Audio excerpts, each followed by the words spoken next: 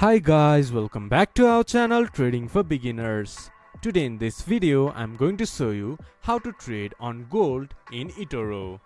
To do so, follow some simple steps with me. First of all, open your Etoro application or go to Etoro website from your browser. Then this type of interface will appear in your screen once you have logged into your account. From the top search bar you can search gold. Then it will appear in your screen. Or you can just go to discover from the left side of the screen. And from the top menu bar, click to commodities. Here you can see gold on the top of the list. Click on it. Then you can see a trade option. Click to trade. From here you can sort the gold or just buy the gold. This is how you can trade gold on Etoro.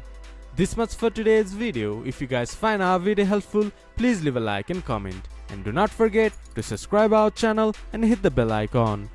I'll see you guys again in our next video. Thank you for watching.